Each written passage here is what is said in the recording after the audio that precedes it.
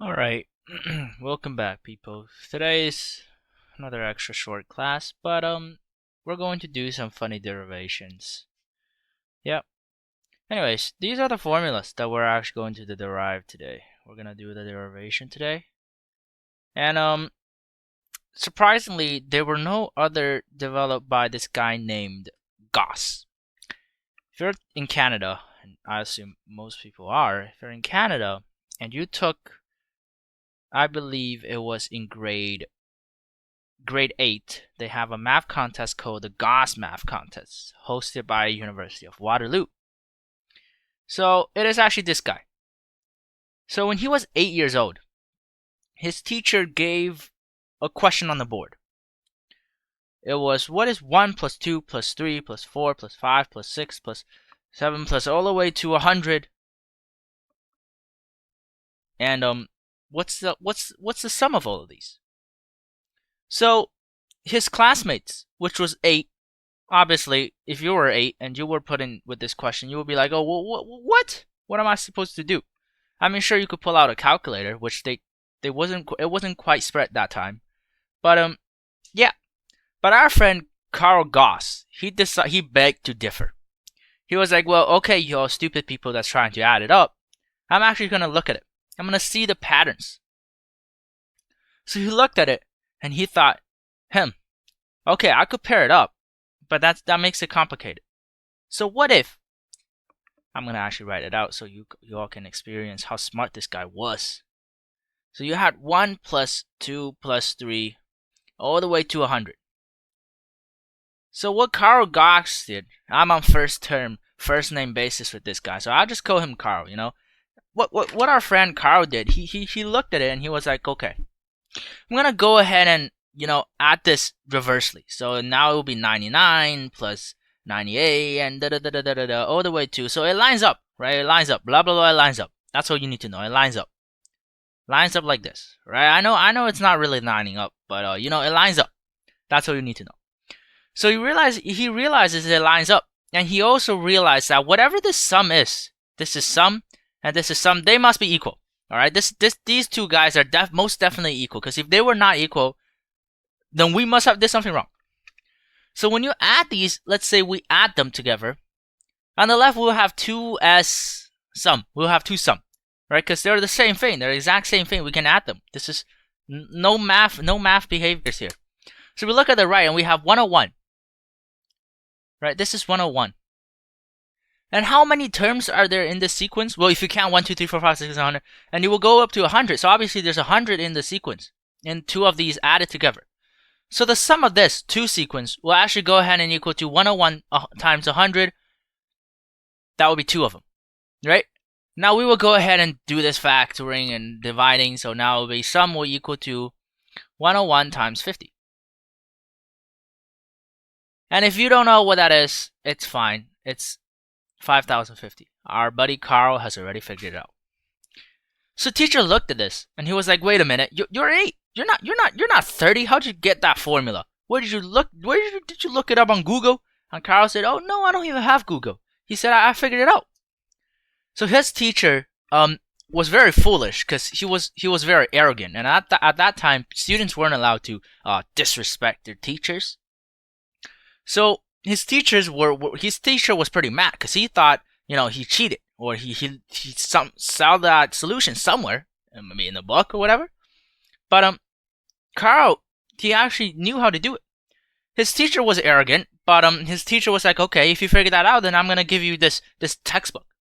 So it was a university level textbook. Well, what we have now, it's a university textbook equivalent. So he looked at it and he was like, "Yeah, this is exactly what I did." So, unfortunately, us not being so smart as Mr. Gauss, we can't do this, and we have to learn it. So let's start on what we did here. So instead of using all of these terms, realistically, we could actually just give them a fictional value. So in that sequence, we clearly had the first term, which we would usually use as A, or you could also do A naught, just A initial, but it doesn't really matter, A. And obviously, in an arithmetic sequence, you have to add something. So A plus D. I'm sorry for my poor handwriting. And obviously, the second one is a plus 2d. And so on, blah, blah, blah, blah, blah, blah, blah, all the way you reach, let's say, tn. Or it could be literally anything. So we could do the same thing here. We could do tn here, plus tn minus 1, whatever, all the way to a. Right? We could add all that up. We could blah, blah, blah, bunch of stupid stuff. So now, what we can do here instead is that we realize that this is going to be the sum for everyone. So this is d minus n. So let's say this right here, they are the same thing. They're equal. Why? So let's say if the common difference was 4. So and our a was 1. So now we have a plus 4, so this will be 5. And this guy would just be 5 less. This will be just 5 less than tn. 5 less. And this perfectly makes it up. Right? So it cancels out. So now we can actually just do what Mr. Gauss here. We could add them up. So 2 sum is equal to a plus tn. A plus tn. Well, how many terms are there? Right? There's n terms in here. How much ever you want. So look at this, and this is not clean. This is so ugly. This doesn't show that it's elegant, right? This is not clean, right? S equals to n over 2 a plus tn. This doesn't look clean, right? This is ugly. So what do we do here? Well, we look at tn and we realize, wait, hey, hold on a minute. We just learned about this last class. So you go ahead and expand tn into this equation, which tn is equal to, tn is, okay, I'll write it out for people that don't remember. Tn is equal to a plus n minus 1d. n minus 1d. Yeah, 8 plus n minus 1d.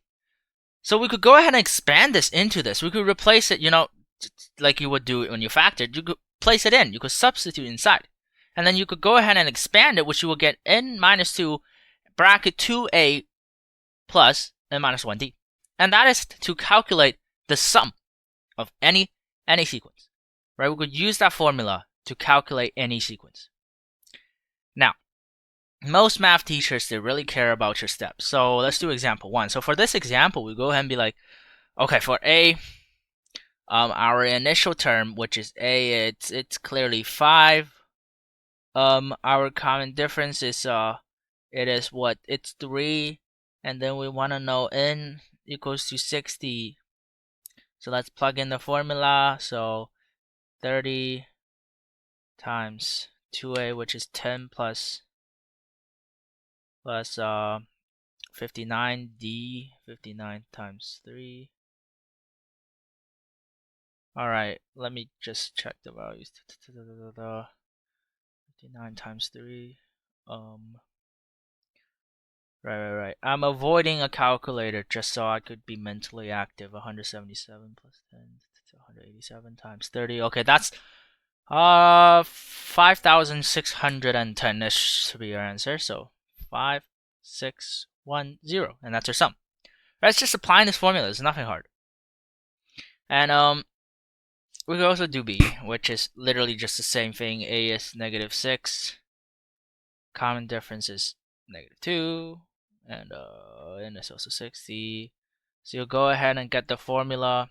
30 is equal to 2a, which is negative 12, plus 59 times negative 2, so negative 118.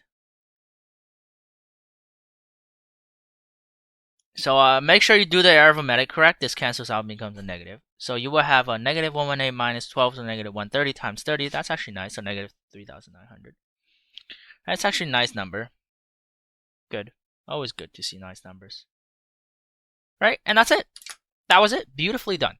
So look at this formula and you could realize, okay, I can solve any of the 3 variables. In fact, there's 4, by the way. Okay, there's not really 4. The sum is dependent on the n. So you could see this as s of n instead of sn. You could look at this as s of n. Right? N is your variable here. A and D should be your known. So we could solve for any of these here. We could solve for the starting. We could solve for the we could solve for the difference. We could solve for anything here.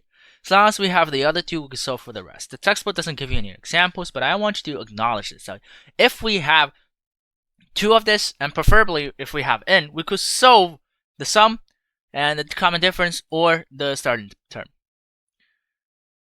Alright, let's go ahead and do this. Find the sum of the arithmetic sequence. Arithmetic series now. So let's look at this. Let's wait. Alright, so we want to solve, first, we want to solve how many terms there are. So you might be thinking, hey, wait a minute. Why do I have to solve for how many terms? Right? I thought we had something here. I thought we had a formula before. And that was the formula that we looked at it and we like, okay, it's not clean, it's not elegant, it has so little amount of terms, barely any plugins. Oh, here it is. It's actually pretty good. Right? Since 201 is our ending term, Tn is 201. And since we all know our starting term, we will be able to go ahead and equal to 5. However, unfortunately, we look at it and be like, okay, we did our strategic retreat. We couldn't find n. We need n. So let's go ahead and solve for n. So Tn A D.